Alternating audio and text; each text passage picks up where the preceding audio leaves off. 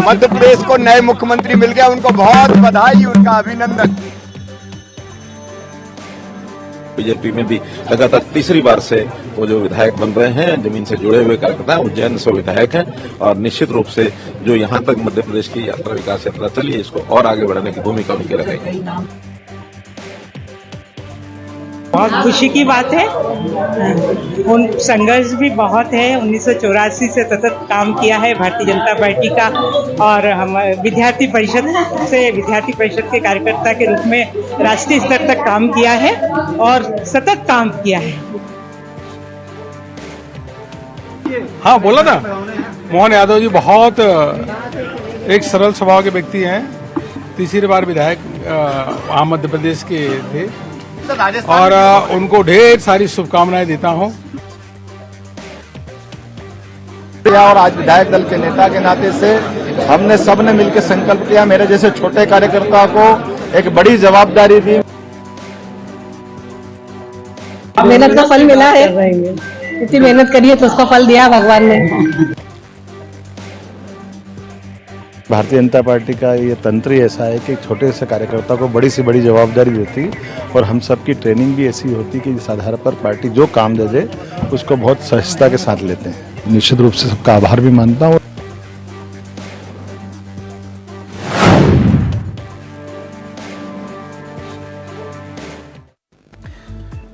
तो पीएम मोदी ने मोहन यादव को सीएम बनाकर एक बार फिर से सबको चौंका दिया।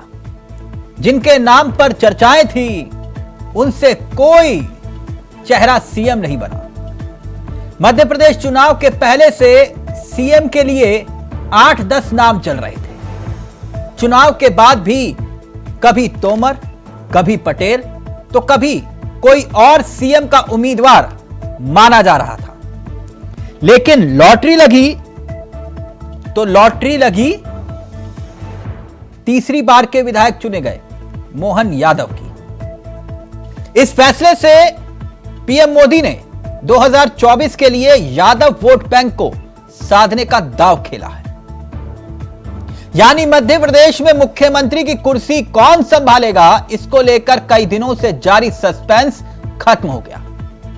विधायक दल की बैठक में मोहन यादव के नाम पर सहमति बन गई। छत्तीसगढ़ में नए सीएम के नाम का ऐलान हो गया। लंबी बैठक के बाद छत्तीसगढ़ को भी एक नया सीएम मिल गया, विष्णुदेव साय छत्तीसगढ़ के नए मुख्यमंत्री होंगे। अब सबकी नजर कहां टिकी है? राजस्थान पर, कि राजस्थान में अब क्या होगा। वैसे इस फैसले से साफ है कि राजनीति में जो फैसले या जो निर्णय दिखाई पड़ते हैं और जो राजनीति में जो फैसले लिए जाते हैं, दोनों में अंतर है, अलग अलग बात है। शिवराज बहुत अच्छा काम कर रहे थे, लेकिन शिवराज की वजह से नए नेता नहीं उभर पा रहे थे। राजस्थान में भी नए चेहरे का आना लगभग तय है। तो क्या वसुंधरा वो चेहरा नहीं होंगी? यह भी तय है। कुल मिलाकर आप कह सकते हैं कि मोदी के मन को भाए मोहन, मोदी को भाए मोहन। और क्या यह जाति का कनेक्शन है? जाति की पिच पर मोदी बैकफुट पर नहीं बल्कि फ्रंट फुट पर खेल रहे हैं, पर्दे के पीछे। और बैकफुट पर क्या इंडिया गठबंधन आ रहा है? आप कहेंगे कैसे? छत्तीसगढ़ में जो फैसला लिया मुख्यमंत्री का, वो एससी चेहरा है। मध्य प्रदेश में पिछड़ा चेहरा। और राजस्थान में क्या फैसला होगा, यह देखना वाकई में दिलचस्प होगा। वैसे आपको बता दें कि मध्य प्रदेश में जो ये चेहरा है मोहन यादव, वो मध्य प्रदेश की सियासत में अब उभरने वाले चेहरों में से एक चेहरा होगा। इसके साथ साथ जगदीश देवड़ा जो हैं और राजेंद्र शुक्ला डिप्टी सीएम होंगे। यानी कि उत्तर प्रदेश वाला सीधे तौर पर फॉर्मूला यहां भी लागू। नरेंद्र सिंह तोमर जो हैं वो स्पीकर होंगे। तोमर केंद्रीय मंत्रिमंडल का एक बड़ा चेहरा जो मोदी सरकार में अहम भूमिका निभा रहे थे, अब उन्हें मध्य प्रदेश की सियासत में एक अहम भूमिका निभानी होगी। अब वो स्पीकर के पद पर दिखाई देंगे। लेकिन आप अब इस गहराई को भी समझिए कि 23 में 24 वाला दाव और संदेश कैसे दिया गया। दरअसल छत्तीसगढ़ में बीजेपी ने जो फैसला लिया, उस फैसले के आधार पर कहानी को समझे तो विष्णुदेव साय एससी चेहरा है, जबकि मध्य प्रदेश में मोहन यादव ओबीसी चेहरा है। राजस्थान में अब सवाल खड़ा होता है कि अगड़ा, महिला या दलित, इन तीनों में से कोई एक चेहरा लगभग तय माना जा रहा है और कहा यह जा रहा है कि महिला प्लस दलित चेहरा भी सामने आ सकता है।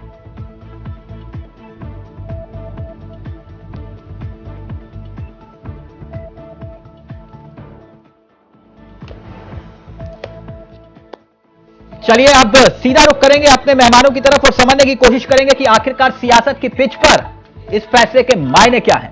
लेकिन इसके साथ साथ आपको एक कहानी और भी बता दें। कहानी यह है कि मध्य प्रदेश में जो मोहन यादव हैं, उन्हें मौका क्यों दिया गया, इस बात को भी समझिए, गहराई से समझिए, क्योंकि देश में ओबीसी की सियासत बहुत महत्वपूर्ण है और ओबीसी वोट बैंक की ताकत का एहसास सीधे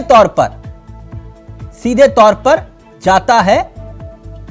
और इसका ये चेहरा आप देख रहे हैं, विष्णुदेव साय। अब जो राजस्थान का हम जिक्र कर रहे थे, अगड़ा, महिला या दलित, कौन होगा चेहरा? ये ओबीसी चेहरा मोहन यादव देश के ओबीसी वोटर को एक डायरेक्ट मैसेज के तौर पर आप कह सकते हैं, एक बहुत बड़ी वजह है। और 2024 में बीजेपी का नैरेटिव बिल्कुल क्लियर है। यह वजह नंबर 2 है कि आखिरकार यह फैसला क्यों लिया गया। फैसला लेने की वजह तीसरी एक यह भी है कि यूपी बिहार में इसका सीधा संदेश जाएगा, सीधा संदेश। और चौथी वजह यह है कि अखिलेश यादव और लालू यादव के वोटर्स को साधने की कोशिश के तौर पर भी इसे देखा जा रहा है। वजह नंबर 5, उत्तर प्रदेश में 54% और जबकि बिहार में 63% वोटर्स की तादाद है। यह एक मैसेज है। आगे आपको बताएंगे कि देश में ओबीसी की सियासत के और मायने क्या हैं, लेकिन उससे पहले हम सीधा रुख करेंगे अपने मेहमानों की तरफ। आपको बता दें, आज हमारे साथ इस चर्चा में जो मेहमान शामिल हो रहे हैं वो आपकी स्क्रीन पर होंगे। हमारे साथ इस कार्यक्रम का हिस्सा अश्वनी शाही जी बन रहे हैं, बीजेपी के अनुभवी चेहरों में से एक हैं। रतन तिवारी जी कांग्रेस के चेहरे हैं। साथ ही साथ हमारे साथ इस कार्यक्रम का हिस्सा अशोक तिवारी जी हैं, समाजवादी पार्टी के चेहरे, और परमवीर जी राजनीतिक विश्लेषक के रूप में हमारे साथ इस कार्यक्रम का हिस्सा हैं। आप सभी का बहुत बहुत स्वागत है। तो सबसे पहले मैं शुरुआत अश्वनी शाही जी आप ही के साथ करना चाहूंगा। शिव मतलब जैसे वो हिंदुत्व वाली बात आ जाती है थोड़ी, है शिव को राम राम, अब जपो मोहन का नाम। एमपी में मामा नहीं, अब मोहन का राज नहीं, चौंका दिया सबको। शाही जी देखिए, मोहन जी हो या योगी जी हो या विष्णुदेव साय जी हो, भारतीय जनता पार्टी के सभी समर्पित कार्यकर्ता हैं, देश के लिए काम करने वाले युवा हैं और विधायक दल के द्वारा चुने हुए नेता हैं। अब पहले एमओआई फैक्टर चलता था, अकेला, चाहे वो इंडिया अलायंस का हो या समाजवादी पार्टी का हो, अशोक जी हमारे हैं यहाँ, लेकिन अब भारतीय जनता पार्टी के पास कई एमओआई हो गए। अच्छा, एक नए एमओआई ये भी आ गए, मोदी योगी उधर से। हाँ। अब क्या होगा इन लोगों का? तो मोहन के शरण में तो ये भी है। मोहन हम लोगों ने मोहन को वहां पर उतारा है, नया एक चेहरा दिया है मध्य प्रदेश को। तो देखिए, ये तो विधायकों का फैसला है, बहुत शानदार। मैं मोहन अच्छा, ये फैसला विधायकों ने किया है, बधाई देता हूं। नहीं, मैं शाही जी आप कह रहे हो ये फैसला विधायकों ने किया है? तो क्या इंडिया वायस या अश्वनी शाही या तिलक चावला या अशोक तिवारी जी ने तो किया नहीं है? विधायक नहीं, आप गुस्सा हो रहे हैं। मैं इसलिए आपसे पूछ रहा हूं क्योंकि आप ये कह रहे हो कि विधायकों ने तय किया है। नहीं, गुस्सा आप हो रहे हैं कि विधायकों ने नहीं तय किया है।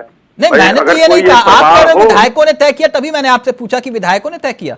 हाँ, पर्यवेक्षक गए, विधायकों से बात हुई, विधायकों ने अपना नेता चुना। हाँ। और आज देश के सामने आपको जो है मध्य प्रदेश का युवा मुख्यमंत्री मिला। अच्छा, यानी आप ये कह रहे हैं कि पर्यवेक्षक गए और विधायकों ने बताया कि मोहन यादव जी को सीएम बनाइए और इसलिए मोहन यादव जी को सीएम बना दिया। इसके अलावा कोई और जानकारी अगर आपके पास हो तो कृपया आप अपने चैनल के माध्यम से नहीं देश सर, को अवगत क्योंकि कराने कई का बार प्रयास देखा करें। गया है कि विधायक सांसद भी चुन लेते हैं। कई राज्यों में विधायक ऐसा बहुत- हुआ है कि विधायक बहुत- सांसद के चेहरे को ही मुख्यमंत्री बना दिया जाता है। मैं इसलिए पूछ रहा था, हो सकता है मैं गलत होऊंगा।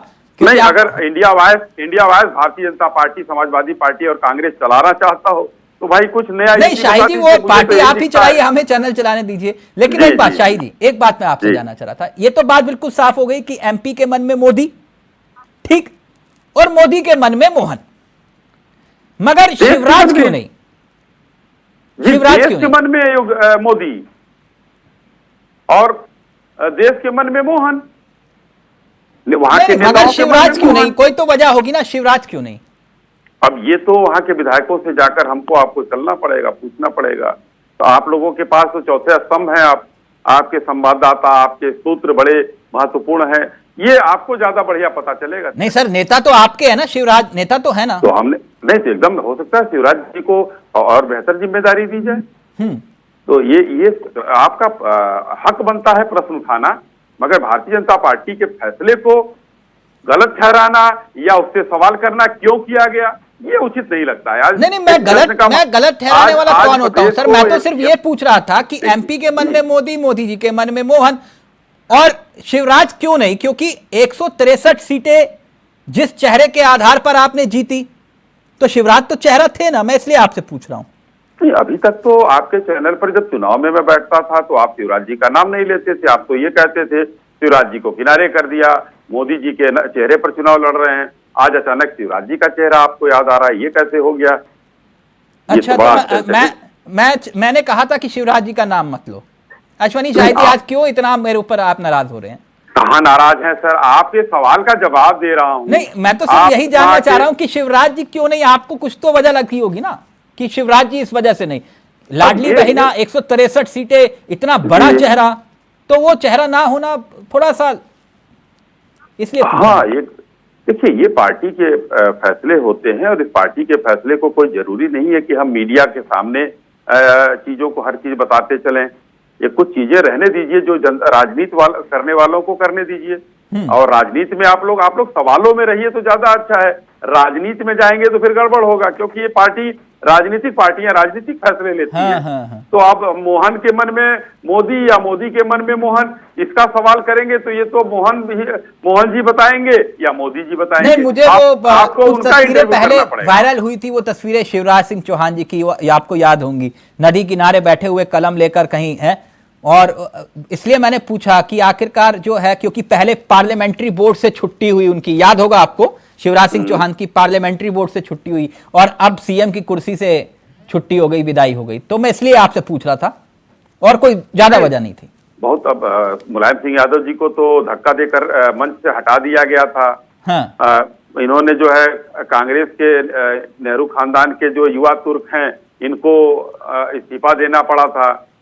बहुत सी ऐसी चीजें हैं, ये राजनीतिक चीज है। पार्टी कैसे चलानी है वो हम लोगों पर छोड़ दीजिए। और तो यानी आप ये कह रहे हैं कि हमने सम्मान के साथ उनकी विदाई की है? किसी भी नहीं, कैसे आप कह रहे हैं उनकी विदाई किया? ये आप जानते हैं कि उनकी विदाई हो गई? नहीं, तो मैं आपको वही तो मैं जानना चाह रहा हूँ अश्वनी जी, मैं वही जानना चाह रहा हूँ। ये तो आपसे सूत्र बताएंगे आपको। नहीं, सूत्र तो आप ही होते हैं हमारे, जो पार्टी के नेता होते हैं वही सूत्र होते हैं जी। मैं तो आपसे पूछ रहा हूं, सीएम की कुर्सी से तो विदाई हो ही गई ना, मैं इसलिए आपसे पूछ रहा हूं। नहीं, तो क्या सीएम की कुर्सी परमानेंट किसी के लिए होती है? कहीं पर संविधान में भारत के लिखा है क्या? ठीक है जी, नहीं, बिल्कुल सही कह रहे हैं आप, परमानेंट नहीं अगर होती लिखा हो, क्या पार्टी को यह भी अधिकार मीडिया नहीं रहने देगी कि पार्टी अपना नेता चुन सके? नहीं, बिल्कुल चुनना चाहिए सर। नहीं, बिल्कुल चुनना चाहिए। नहीं, और किताब लेके कहीं जो है नदी के किनारे किताब लेकर कोई पेन लेकर बैठ जाए, उस पर भी सवाल। नहीं, उस पर सवाल नहीं है सर, वो तस्वीरें क्योंकि वायरल हुई थी तो मैं इसलिए आपसे पूछ रहा था। और उसके पार्लियामेंट्री बोर्ड से उनकी विदाई हुई और अब जो है सीएम की कुर्सी से विदाई हो गई। ये विदाई आप करते रहिए, ये मीडिया का काम है किसी को विदाई कर देना, किसी को भारत तोड़ो यात्रा वाले को मोहब्बत की दुकान बता देना, ये सब बहुत, ये तो मीडिया का काम है। मगर राजनीतिक दलों को राजनीति करने दिया जाए। आप लोगों से विनम्र निवेदन है, ये कुछ हम लोगों को पर छोड़िए कि हम अपना नेता चुन सकें, हम अपने विधायक को जो है मंत्री बना सकें, हम अपने नेता को प्रधानमंत्री चुन सके, तो कुछ छोड़ दीजिए हम लोगों को। ठीक, बिल्कुल। मीडिया भी तो कहाँ मीडिया का काम कर रहा है, खैर छोड़िए। रतन जी, मैं एक बात आपसे ये जानना चाह रहा था। देखिए, अगर सोचिए ये स्थिति आपके यहां होती है, आपके यहां तो पूरा बवाले जान हो जाती कि भैया इनको नहीं उनको मुख्यमंत्री, उनको नहीं उनको मुख्यमंत्री, ना जाने कितनों के तो कुर्ते फट जाते कि नहीं। यहां तो देखिए कितने आराम से शिवराज जी ने गुलदस्ता थमाया और कहा बेस्ट ऑफ लक, पारी शुरू करिए। कितने मोहब्बत से, कितने प्यार से जो है सब कुछ जो है ऑल इज वेल हो जाता है। आपके यहां तो अब तक कोई संयोजक तक नहीं चुना गया, सचिवालय नहीं, बैठक नहीं। देखिए, कुछ सीख लीजिए आप भी कि नहीं। बिल्कुल बिल्कुल तिलक जी, मैं आपका नमस्कार करता हूं। देखिए, हमारे यहाँ पे संयोजक नहीं चुना गया, लेकिन इंडिया का संयोजक कौन है यह न तो आप बता पाएंगे, न तो हमारे अतुल जी बता पाएंगे। आप भी नहीं बता पाएंगे। मैं तो बोल रहा हूँ ना कि एनडीए का संयोजक तक नहीं बनाया गया है, और ये इंडिया। आपको कोई संदेह है कि वहां पर नरेंद्र मोदी ही चेहरा है तो बताइए। मैं तो वही तो कह रहा हूँ। हाँ। अभी हमारे मित्र बड़ी बड़ी बातें कर रहे थे, लेकिन मैं इन्हें ये कह देना चाहता हूँ कि कांग्रेस पार्टी तेलंगाना में सरकार बनाई, और मैं सरकार बनने के बाद ही मैं कई चैनलों पे कह दिया था कि हमारे मुख्यमंत्री रेवंत रेड्डी बनने जा रहे हैं, और वो उनके नाम पे मुहर लगी और मुख्यमंत्री की शपथ ले ली। हमारे यहाँ तो फैसला जो है तुरंत किया जाता है, लेकिन यहाँ पे आप देख लीजिए कि जिस तरीके से हमारा इंडिया अलायंस मजबूती से जातिगत जनगणना के पक्ष में है, देश की आवाज को बुलंद कर रहा है। इन लोगों की बौखलाहट देखिए, एसपी को बना दिए वहां पे, और वोट की राजनीति करने के लिए एक ओबीसी को मध्य प्रदेश बना दिए, और आप देख लेना किसी अगड़े को राजस्थान में बनाएंगे। हम इस समुदाय का विरोध नहीं करते, हम इसका विरोध करते हैं कि भारतीय जनता पार्टी वोट की राजनीति के लिए इतनी हताश और निराश दिखाई दे रही है। लेकिन आप ही तो ना एक मिनट, आप ही तो चाह रहे थे ना कि पिछड़ों की भागीदारी हो। आप ही तो पूछ रहे थे कि मोदी जी बताओ कितने अधिकारी। अब ये सीएम बना रहे तो आप कह रहे हो कि सीएम हमारी वजह से बना रहे। अच्छा, आप ही का दबाव है। मैं तिलक जी, मैं गारंटी के साथ कहता हूँ। हाँ। प्रधानमंत्री मोदी तो छोड़ दीजिए, इनका राष्ट्रीय अध्यक्ष जी हो सुमित शाही जी डंकी की चोट पे इस चैनल पे बता दें कि 5 साल तक अपना कार्यकाल ये पूरा करेंगे। मैं बड़े दावे के साथ कहता हूं, मुझे भी सूत्रों से जानकारी मिली है, मात्र 6 महीने के लिए इनको मुख्यमंत्री बनाया गया है। जैसे लोकसभा का चुनाव खत्म होगा, मुख्यमंत्री बदल दिए जाएंगे, जैसे गुजरात में बदल दिए गए, जैसे उत्तराखंड में बदल दिए गए, उसी तरीके से इन राज्यों के मुख्यमंत्री मात्र 6 महीने में लोकसभा चुनाव के बाद बदल दिए जाएंगे। अच्छा, तो मतलब सारे मुख्यमंत्री बदल डालेंगे। मैं बोल रहा हूं कि पूरी स्क्रिप्ट लिखी गई है, इंडिया अलायंस से ये लोग डरे हुए हैं, इसके लिए वोट की राजनीति करना चाहते हैं। ये विश्वसनीय सूत्र लाए कहां से हो रतन जी? हमको भी पता चलता है, भारतीय जनता पार्टी के घर में भी हमारे कुछ मित्र। आप अपना घर तो संभाल लीजिए पहले। हमारा घर दुरुस्त है, हमारे यहाँ तो मजबूती से अलायंस हम लोग आगे जा रहे हैं। हमारे यहाँ वोट शेयर देखिए ना। अच्छा, तो ये सचिवालय बनना था, बन गया पूरी तरीके से, सब कुछ कंप्लीट। संयोजक तो तय नहीं हुआ। तिलक जी, मैं तो वही कह रहा हूँ, हमारे चुनाव खत्म होने के 19 दिन के बाद इंडिया गठबंधन की पहली बैठक होने जा रही है। देखिए, है कि नहीं? गलत बोल रहा हूं तो बताओ। नहीं, आप एकदम सत्य बोल रहे हैं। सारे लोग चुनाव में व्यस्त थे, चुनाव खत्म हो गया। नहीं, सारे लोग नहीं, आप चुनाव में व्यस्त थे। नहीं, क्यों नहीं व्यस्त थे? अखिलेश यादव जी चुनाव में व्यस्त थे, केजरीवाल जी थे, कांग्रेस पार्टी थी, जितने दल लड़ रहे थे सारे लोग। अच्छा, तभी नीतीश जी कह रहे थे कि भैया अभी ये 5 चुनाव के खुमारी है इनमें, तभी कह रहे थे मन से। तिलक जी, मल्लिका, तभी अखिलेश यादव जी कह रहे थे इनका मन नहीं है बैठक करने का। नहीं, बिल्कुल ऐसा कुछ नहीं है। आप देखना, सारे लोग एक दूसरे का हाथ पकड़ के प्रचार करते हुए नजर आएंगे। भारतीय जनता पार्टी हताश और निराश है, ये मैं क्लियर कट करता हूं। अच्छा, ये इतनी मतलब हिपोक्रेसी वाला शब्द है कि मतलब इतनी क्षमता और इतनी ताकत लाते कहां से हो? एक मिनट पहले रतन जी को स्क्रीन पर, एक मिनट ना, इतनी ताकत लाते कहां से हो? जिस मंच पर अखिलेश यादव कह रहे थे कि ये झूठी पार्टी नंबर 1 है, ये सारे झूठे हैं कांग्रेसी, अब वही कहेंगे 2 महीने के बाद ये सारे संत हैं। ये कहां से लाते हो भाई इतनी ताकत? तिलक जी हम वहीं से लाते हैं जहां पे शिवसेना शिंदे गुट का प्रत्याशी चुनाव लड़ रहा था राजस्थान में, जो भाजपा को पानी पी पी की गाली दे रहा था। दूसरे दिन चौटाला की पार्टी 25 सीट पे राजस्थान में चुनाव लड़ रही थी, पानी पी पी के भाजपा को गाली दे रही थी और भाजपा उनको गाली दे रही थी। यानी आप ये कह रहे हो कि जनता को इतना बेवकूफ समझते हो कि आज हम जिन्हें चोर कह रहे हैं कल संत बताएंगे। ठीक है, ठीक है कि राजनीति है अपनी पार्टी का। ना ये राजनीति नहीं होती कि जनता के सामने जिसे आप चोर बोल रहे हो अगले दिन बोलोगे कि नहीं यार ये तो शरीफ है, संत है, साधु है, ये गरीब है बेचारा। ठीक है, आप इनसे पूछिए ना कि एनसीपी के 70,000 करोड़ के घोटालेबाज को महाराष्ट्र में डिप्टी सीएम कैसे बना दिया जाता है, ये भाजपा के लोग बता पाएंगे। वो अलग कहानी। ओके अश्वनी शाही जी जल्दी से, फिर मैं तिवारी जी और परमवीर जी आपके पास आ रहा हूं। देखिए रतन भाई की आवाज में आज कितना दर्द झलक रहा है, किस तरीके से अपने आप को डिफेंड करने की कोशिश कर रहे हैं। तेलंगाना का नाम ले लिया, अच्छा है, जीत की बधाई आपको, मगर जहां पर आपकी सरकार थी वो गंवा दिया आपने। किस तरीके से आप बात करते हैं। अभी अखिलेश जी का जिक्र जो है आपने किया, तिलक जी ने, अखिलेश जी वहां जाकर ये भी कह आए हैं, जो रतन जी ने कहा जातिगत जनगणना, उन्होंने कहा है कि कांग्रेस पार्टी जातिगत जनगणना राजनीतिक लाभ के लिए करा रही है, नहीं होना चाहिए। ये अखिलेश जी ने कहा है, हमने नहीं कहा है। किस तरीके से जातिगत जनगणना, अरे भाई देश के विकास की बात कीजिए। आज देश में क्या विष्णुदेव साय जी एक आदिवासी होने के नाते क्या उनका हक नहीं मुख्यमंत्री बनने का? आपने बिहार में कितना आज जातिगत जनगणना कराई, क्या विकास करा दिया बिहार का, वो जरा देश को बताइए ना। वो पता चल गया कि सबसे ज्यादा गरीब कौन है, तिवारी जी। है तिवारी जी आप देखिए पिछड़ों की राजनीति, ओबीसी वाई फैक्टर है, एम वाई फैक्टर, और उसके लिए आपकी पार्टी सबसे ज्यादा प्रसिद्ध है। आज देखिए वाई फैक्टर तो आ ही गया, खुश है ना आप? तो नहीं, एम वाई दोनों आ गया। मोहन यादव है जी। मैं स्पष्ट, जी सर, मैं स्पष्ट रूप से अपनी बात कर रहा हूँ जी। देखिए तिलक जी, आने वाला वर्ष 2024 ये समाजवादियों का है, ये सामाजिक न्याय का है, सामाजिक न्याय की लड़ाई लड़ने वालों का है। और बहुत कम शब्दों में मैं अपनी बात रख रहा हूँ। सामाजिक न्याय का ये असर है, दलित पिछड़ों कमजोर वर्ग का ये असर है कि आज कांग्रेस भी जाति जनगणना की बात करने लगी है, जो कभी करती नहीं थी।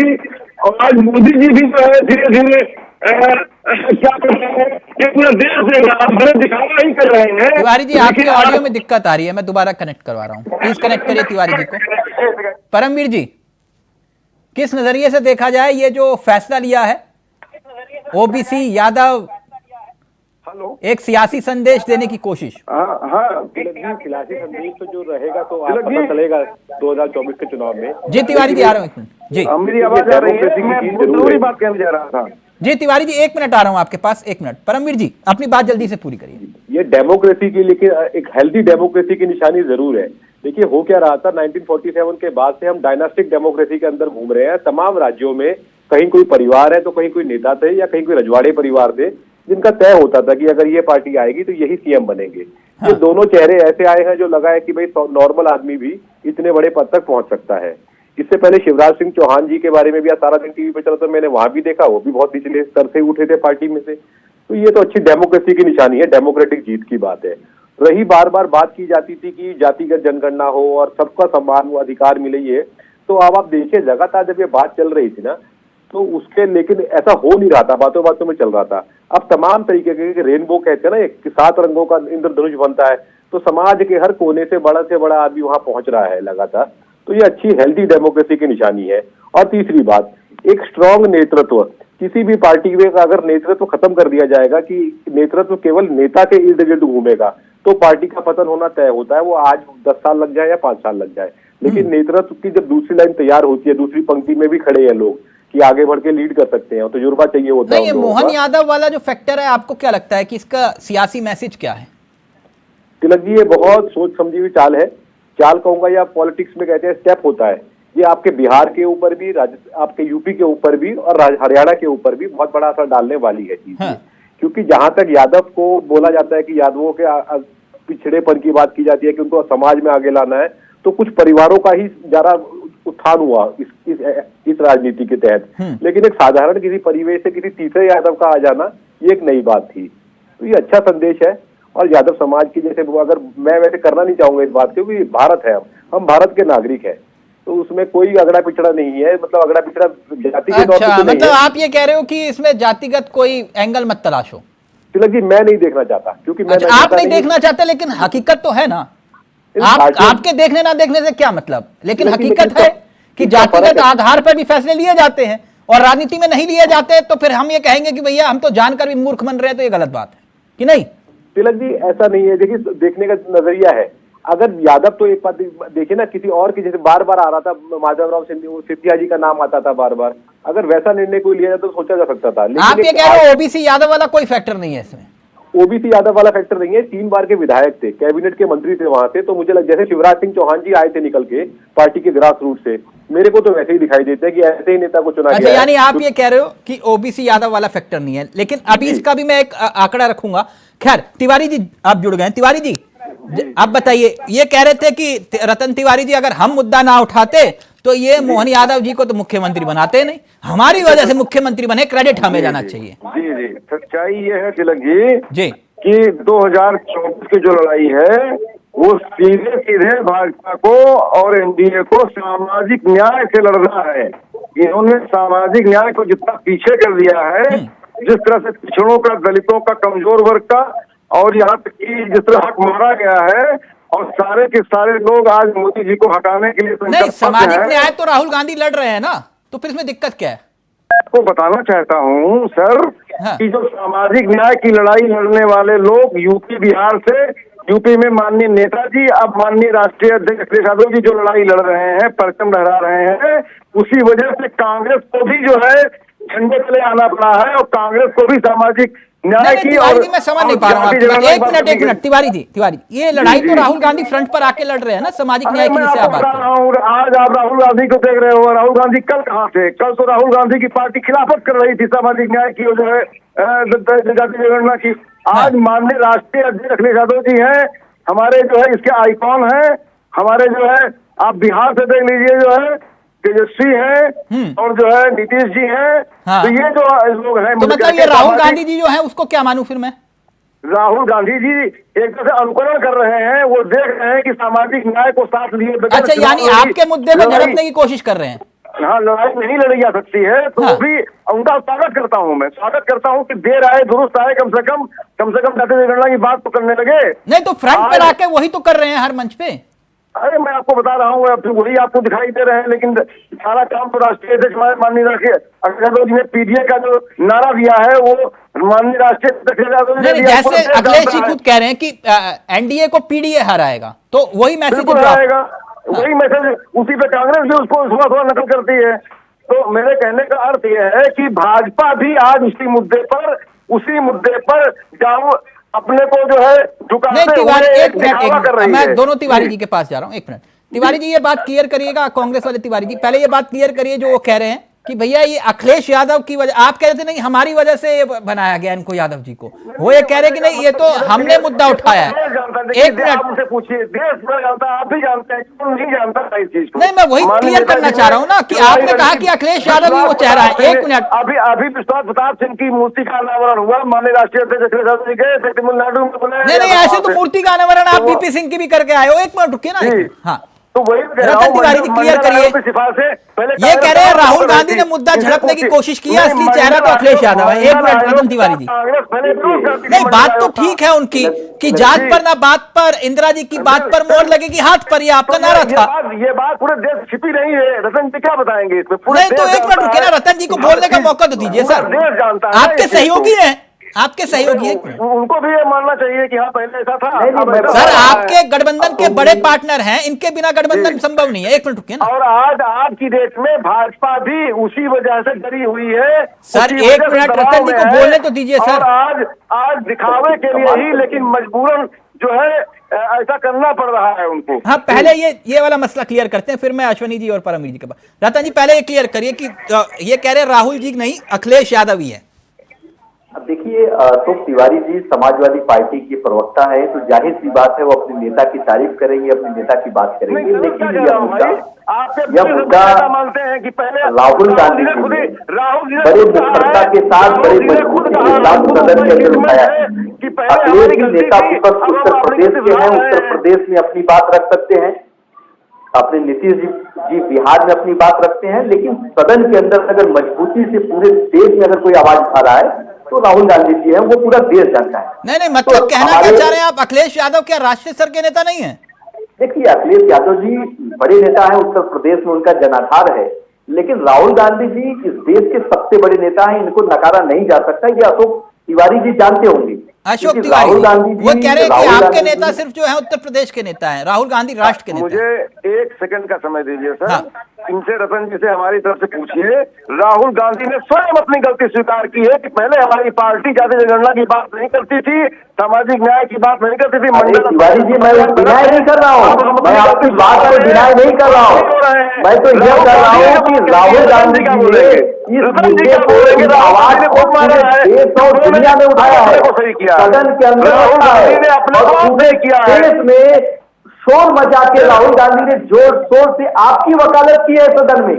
हम आपको डिनाई नहीं कर रहे हैं, हम आपको नकार नहीं रहे, आपकी वकालत राहुल गांधी जी सदन के अंदर कर रहे हैं। नीतीश कुमार की वकालत सदन में कर रहे हैं। हमारी क्या वकालत करेंगे? राहुल गांधी से लेकर कन्याकुमारी तक राहुल गांधी जी ने इस मुद्दे को उठाया है। कन्याकुमारी से राहुल गांधी की जो कश्मीर तक पदयात्रा की है, इस मुद्दे के आधार पर लोगों को बताएं। मैं कहता हूं रतन जी, राहुल गांधी जी हमारी क्या वकालत करेंगे?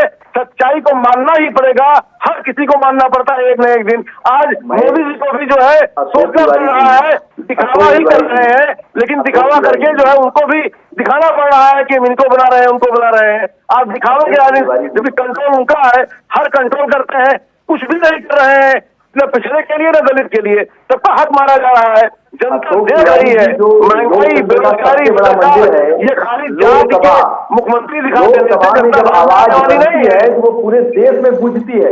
आपके कितने सांसद राज्यसभा सांसद हैं जो जो लड़ाई समाजवादियों की है, सामाजिक न्याय की है, आप भी मान रहे हो, आपका स्वागत है इस बात के लिए कि आप मान रहे हो। आप लड़ो मत तिवारी जी, आपस में मत लड़ो। एक मिनट रुकिए, मैंने आप दोनों को अपनी बात रखने का मौका दिया, आप दोनों ने अपनी बात को रखा। अब मैं आगे बढ़ूं, लेकिन उससे पहले अगर वाकई में जातिगत जनगणना का मुद्दा इतना हावी होता तो तीनों राज्यों में बीजेपी नहीं आती, तीनों राज्यों में बीजेपी नहीं आती। अब सुन लीजिए तिवारी जी, मैंने आपको पूरा बोलने का मौका दिया।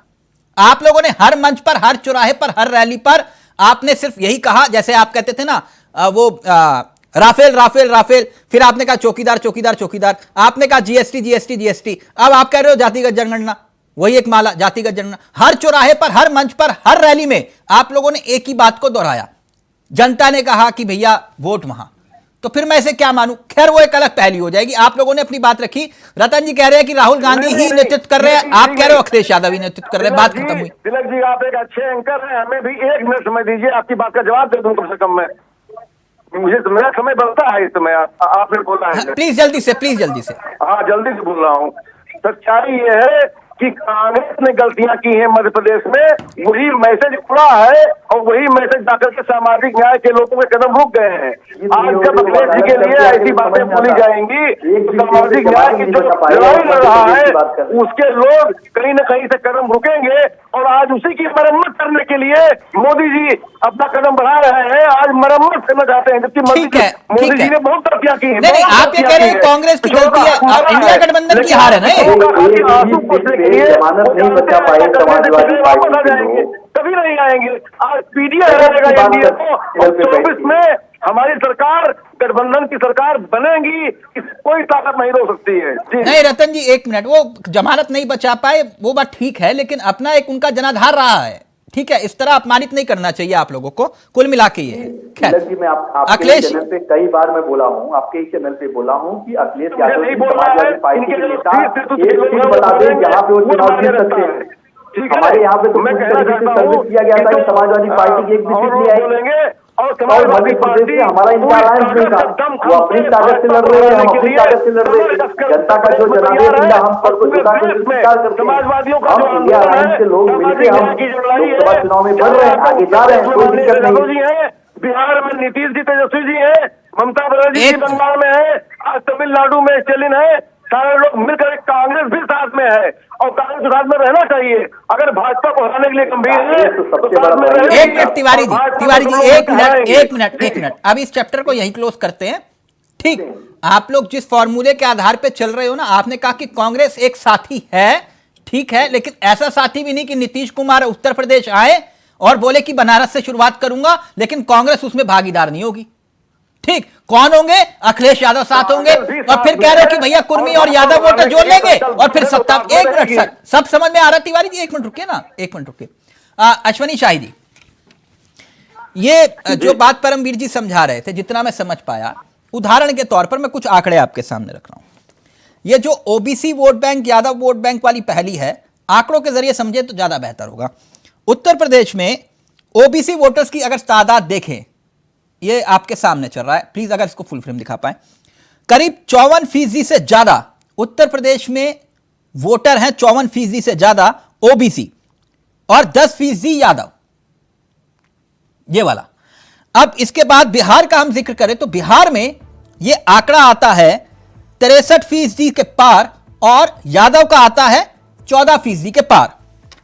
हरियाणा में लगभग 28% के पार और जबकि यादव का आंकड़ा आता है ओबीसी के इतर 10% के आसपास। ये फैक्टर जो है पूरे देश में 44% ओबीसी फैक्टर है।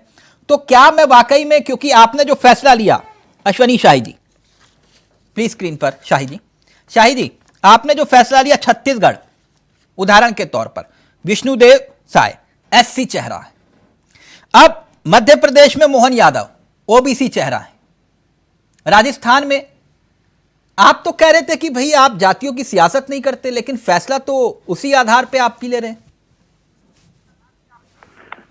देखिए, एक उदाहरण के साथ मैं भी आपको समझाता हूं। नाम है राम सकल राजभर, जनपद है मऊ, उत्तर प्रदेश। राम सकल जी खेतों में काम कर रहे थे। भारतीय जनता पार्टी प्रदेश कार्यालय से उनके पास फोन जाता है कि आपको राज्यसभा के लिए मनोनीत किया जाता है। आश्चर्य हुआ उनको, घर पर आकर बताया उन्होंने, बात किया, फिर दोबारा संतुष्टि किया, मनोनयन हो गया। ठीक, क्योंकि भारतीय जनता पार्टी के वो समर्पित कार्यकर्ता थे। ठीक, तो भारतीय जनता पार्टी अपने समर्पित चेहरों को कहीं भी किसी भी क्षण पद पर बैठाती है, उनको जिम्मेदारी देती है, उनसे काम करवाती है। अभी हमारे दो भाई लड़ रहे थे, किस तरीके से जूतम पैजार की नौबत थी शब्दों की, उसमें देखा गया कि समाजवादी पार्टी क्या विचार रखती है कांग्रेस के लिए और कांग्रेस क्या विचार रखती है समाजवादी पार्टी के लिए। नहीं, अभी एक मिनट अश्विनी जी, वो उनके यहाँ चलता रहता है आपस में, कोई बात नहीं। देखिए एक बात अश्विनी जी, अब ये देखिए, ये थोड़ा सा उनके यहाँ चलता रहता है का मतलब नहीं है, हम भी तो हैं उनकी राहों में। नहीं, एक बात मैं आपसे जानना चाह रहा था, ये जो आपने बताया, नहीं अब थोड़ा सा जो हमने बताया उसको थोड़ा बता लेने दीजिए, क्योंकि वो यस नो वाला क्वेश्चन टिक लगाने वाला नहीं चल रहा। आपने सवाल पूछा, उसका जवाब भी दे रहा हूं, लेकिन साथ में राजनीतिक दल का मैं प्रतिनिधित्व कर रहा हूं, तो मैं अपनी बात भी रखूंगा। तो इन लोगों की जो हुई थी जातीय जनगणना, देश को किस तरीके से ये लोग बेवकूफ बनाना चाहते हैं। देश की जनता बेवकूफ नहीं है। राहुल गांधी जी हर मंच पर, आप ही ने कहा हर मंच पर कह रहे हैं, सत्य है, मगर 2011 में उनके दल ने जब जातीय एक सर्वेक्षण कराया जातीय, उसके रिपोर्ट को 4 सालों में उन्होंने क्यों नहीं घोषित किया।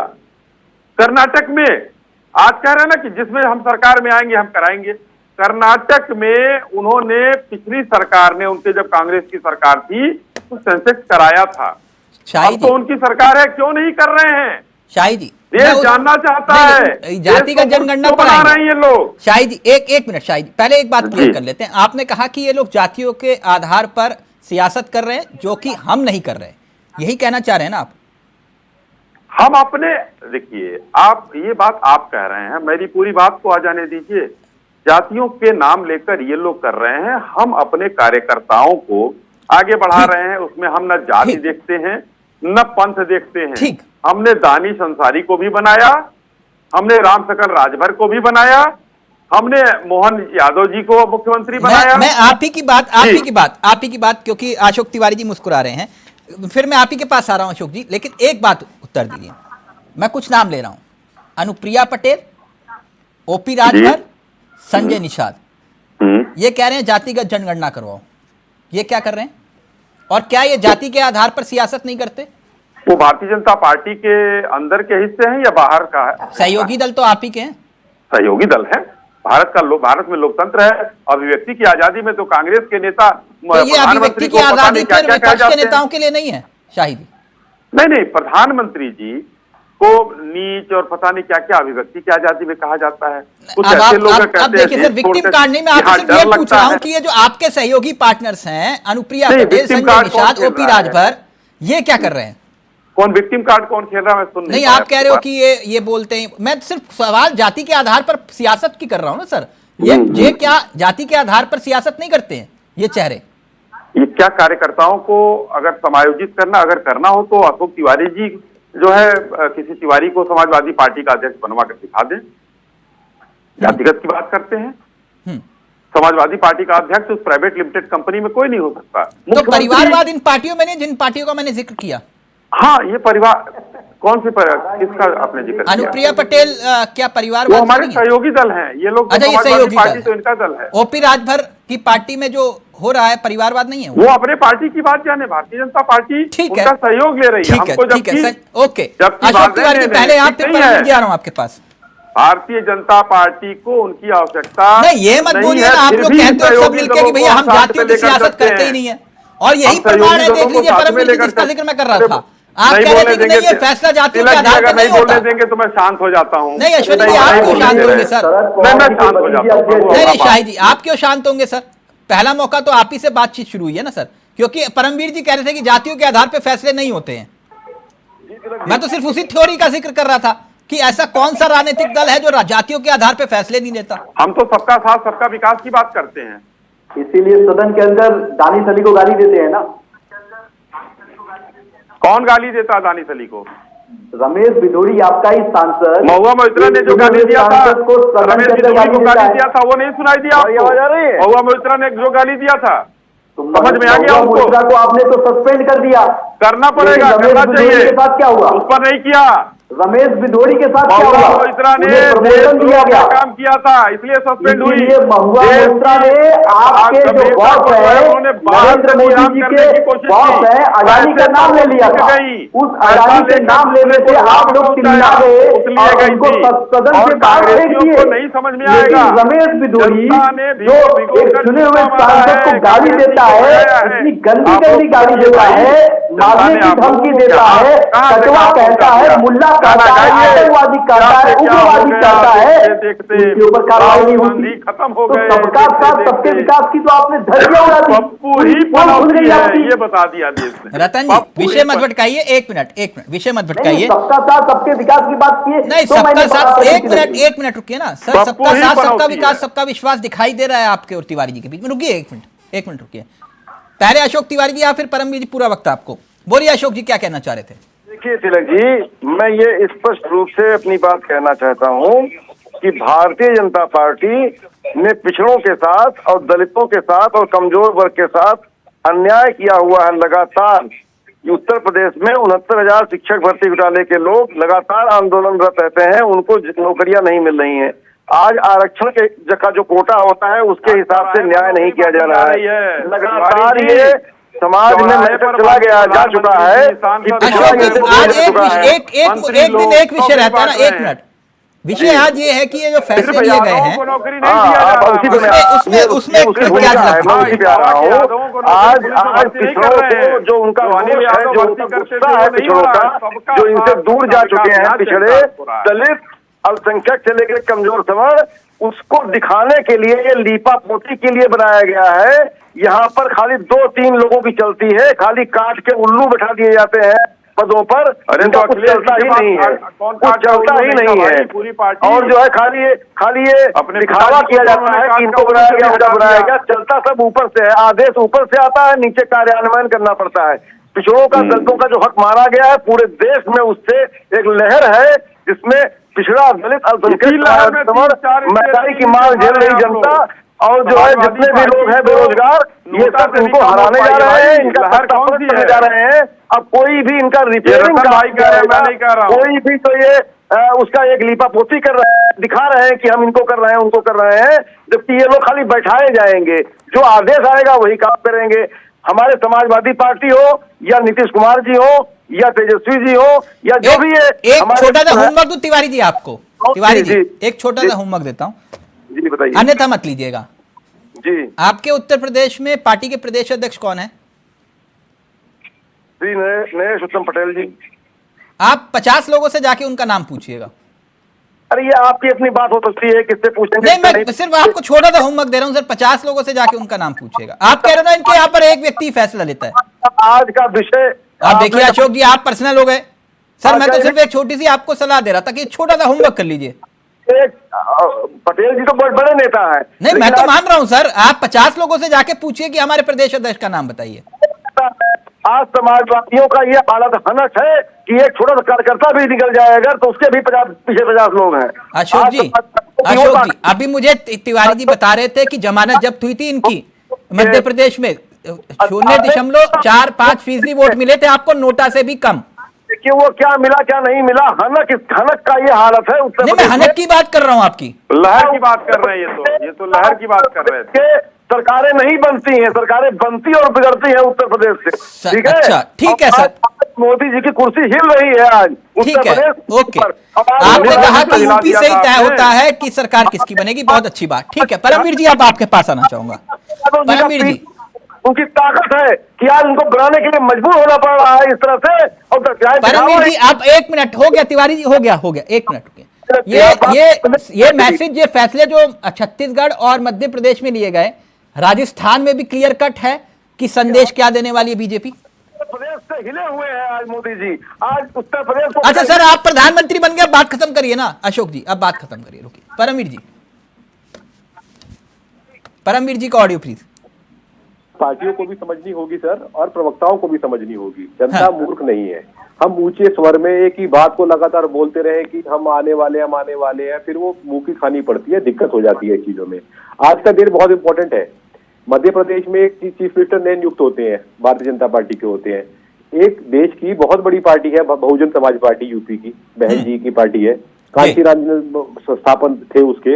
आज उसकी कमान भी बहन जी के भतीजे आकाश आनंद को दे दी गई है जी। तो एक मुहिम खड़ी करी गई थी दलितों के उत्थान के लिए, जो कांशीराम जी ने ली। कांशीराम जी ने उस आंदोलन की अपनी आगे की बैत जो दी, वो अपने साधारण कार्यकर्ता मायावती जी के रूप में दे दी गई।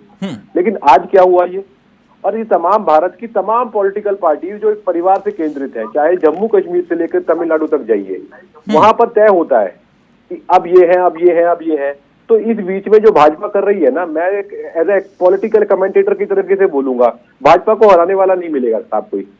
ये यहाँ पर ये जो गेम के, आप इसको चाहे जातीय कार्ड बोलिए, लेकिन आप एक बात तो बताएं, क्या यादव समाज के अंदर एक ही 2 ही यादव परिवार बिहार और यूपी में है, बाकी किसी यादव के अंदर कैलिबर ही नहीं है कि वो लीड कर सके? अगर, और मैं कहता हूँ ये ऐसी पार्टियां जो होती हैं जो MY फैक्टर या फलाना फैक्टर में बात करती है, ये जाति की पार्टी की जातिवाद की बात करती ही नहीं है।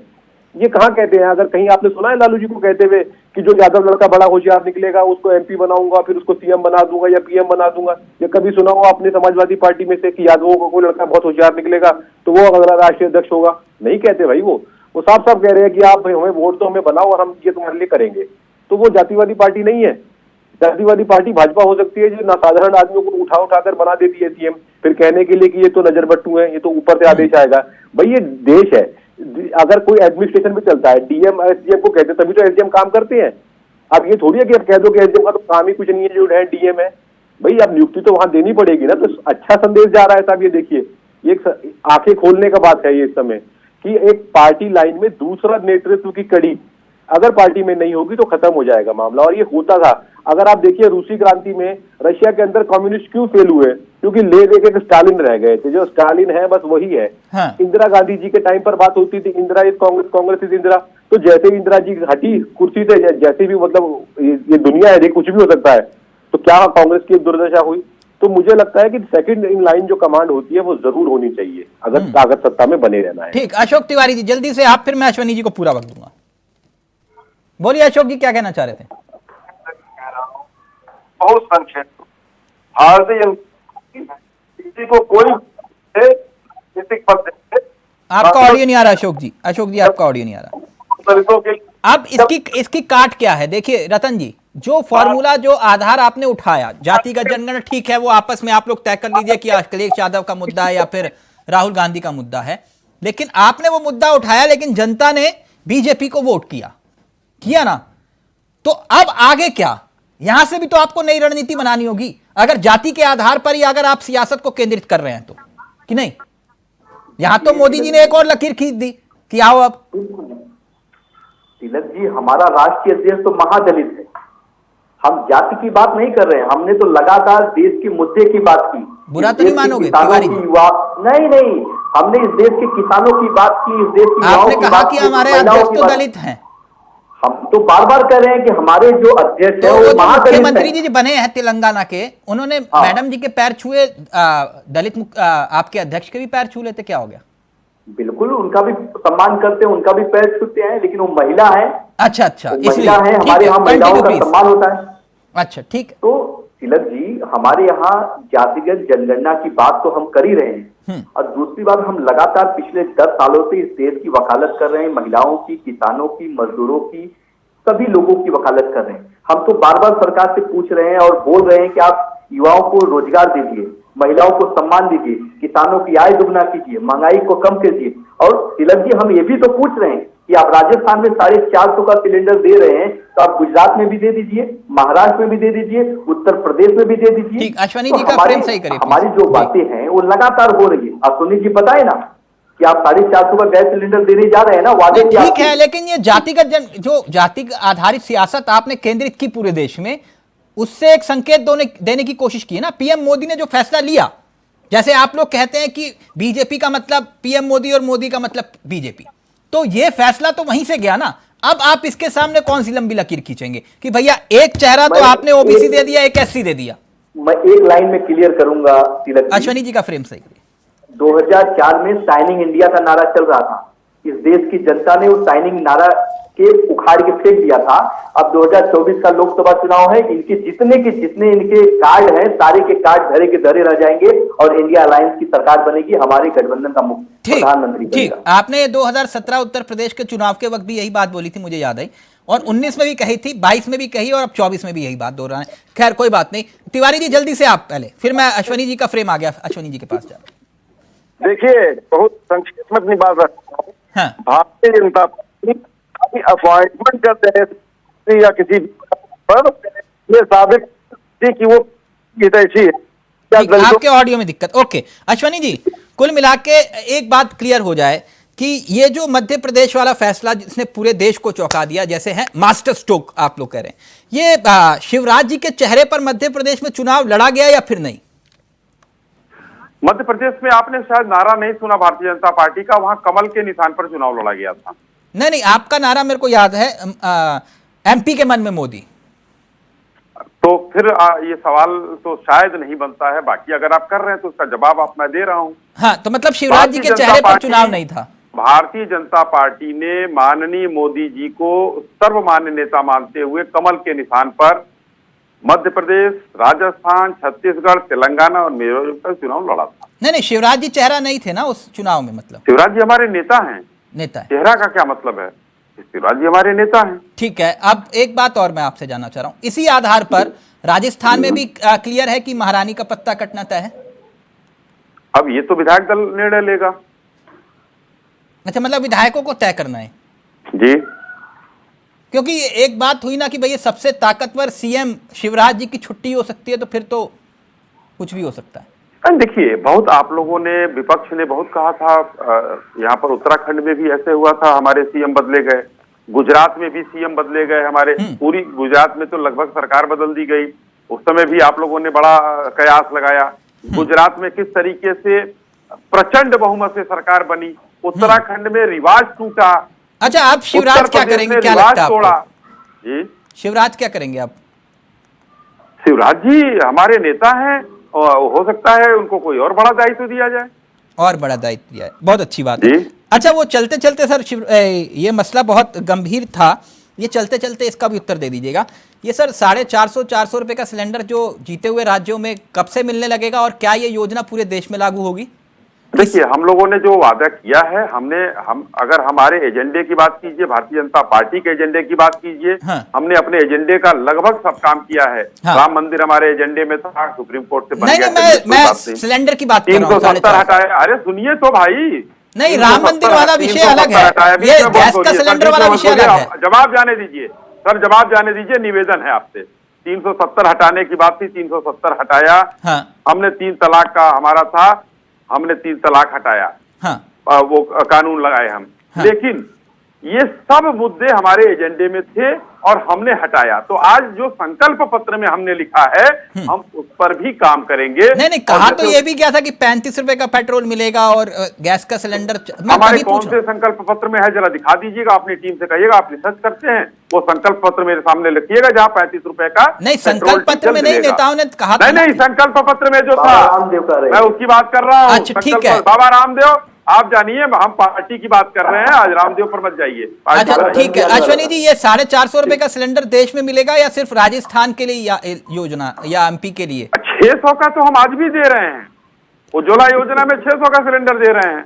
नहीं, उज्ज्वला योजना की बात नहीं कर रहा मैं, आम नागरिक की बात कर रहा हूँ। 400 नागरिक में हम पूरे देश में दे रहे हैं भाई। 600 का सिलेंडर उज्ज्वला में रतन तिवारी जी का ऑडियो नीचे, यहाँ भी देंगे। नहीं, पूरे देश में तो यहाँ भी देंगे। नहीं, पूरे देश में मिलेगा। में लिखा है, हम कांग्रेस की तरह नहीं कि वहाँ ओपीएस देंगे, कर्नाटक में हम ओपीएस देंगे, हिमाचल में 3 रुपया बिजली का दाम, 3 रुपया पेट्रोल का दाम, कर्नाटक और वहां जाकर बढ़ा दिया और बाकी बचा तो कटोरा लेकर पहुंच गए केंद्र के पास। नहीं, 400 रुपए का सिलेंडर मिलेगा नहीं। एकदम हमारे संकल्प पत्र में है जो है वो हम वादा पूरा करेंगे।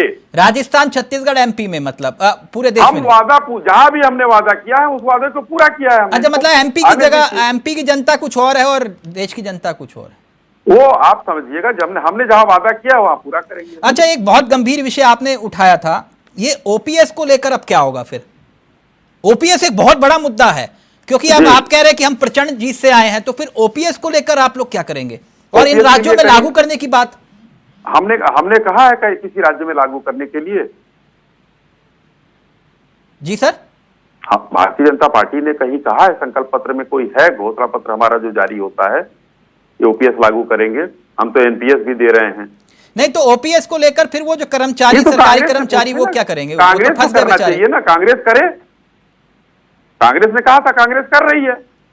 जो हमने अपने घोषणा पत्र में जो भी बात, संकल्प पत्र में जो भी बात कहा, हमें करेंगे। मोदी जी की गारंटी है, भरोसा रखिए। तो मतलब ओपीएस की कोई गारंटी नहीं है? ये लोग चाइनीज गारंटी है, ये लोग। मोदी जी की गारंटी एकदम मुहर लगाकर है और वो मिलेगा।